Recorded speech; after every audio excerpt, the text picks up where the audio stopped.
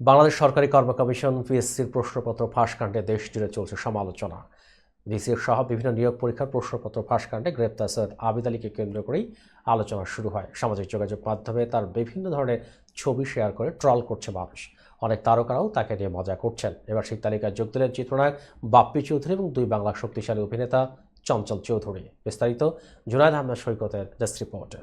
Hello guys, I think so আপনারা সবাই ভালো আছেন। অনেক দিন পর লাইভে আসছি। বর্তমানে বাংলাদেশ সরকারি কর্ম কমিশনের প্রশ্নপত্র ফাঁসকাণ্ডে উত্তাল সারা দেশ। দুর্নীতিগ্রস্তদের নিয়ে আলোচনা সমালোচনা এখন তুঙ্গে। এদিকে এই ঘটনায় অভিযুক্ত সৈয়দ আবিদ আলীকে নিয়ে পোস্ট করেছেন চিত্রনায়ক বাপ্পি চৌধুরী। তিনি অভিযুক্ত এই গাড়ি চালককে তার সঙ্গে দেখা করতে বলেছেন। বাপ্পির এমন পোস্টে হতবাক নেটিজেনরা। হঠাৎ আবিদ আলীকে কেন তিনি দেখা করতে বললেন? প্রশ্নটি যেন ঘুরপাক খাচ্ছে ভক্তদের মাথায়। বাপ্পির সঙ্গে আবিদ আলীরই বা কী সম্পর্ক আছে? দুজন একেবারে আলাদা ভুবনের মানুষ, অথচ সামাজিক যোগাযোগ মাধ্যমে পোস্ট দিয়ে আবিদ আলীকে খুঁজছেন বাপ্পি। নিজের ব্যক্তিগত আইডিতে বৃহস্পতিবার নিজের ফেসবুকে বাপ্পি সৈয়দ আবিদ আলীকে নিয়ে লিখেছেন, আমি অঙ্কে ফেল করেছিলাম, কোথায় ছিলেন তখন? ওই সময় আবিদ আলী ভাইকে অনেক খুঁজেছিলাম, কোথায় ছিলেন তখন? যাই হোক, ভাগ্যের নির্মম পরিহাস মেনে নিলাম, তবে ভবিষ্যতে আমি আর কোনো পরীক্ষায় ফেল করব না। আপনি বের হয়ে আমার সাথে যোগাযোগ করবেন। পোস্টে যোগাযোগের জন্য সোশ্যাল মিডিয়ায় কয়েকটি লিঙ্কও দিয়েছেন এই অভিনেতা। তবে বোঝাই যাচ্ছে মজার ছলেই এমন পোস্ট দিয়েছেন বাপ্পি। বাপ্পির এমন রসিকতা অনেক নেটিজেনকেই হাসিয়েছে। বাপ্পির এই পোস্টে মজা করে কমেন্ট করেছেন তার অনেক ভক্ত।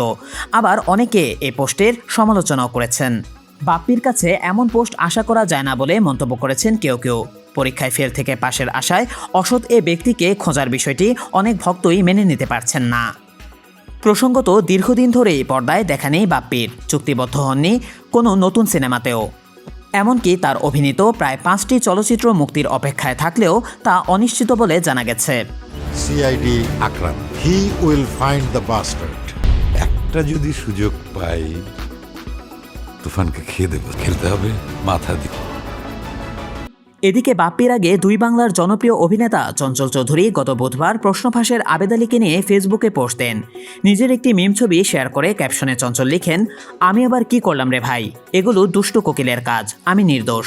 কারণ কিছুদিন ধরেই আবিদ আলীকে ঘিরে চঞ্চলের মন পোড়ার একটি ছবি মিম হিসেবে ব্যবহার হচ্ছে, যেখানে চঞ্চলকে বলতে দেখা যায়, চাচা আপনি।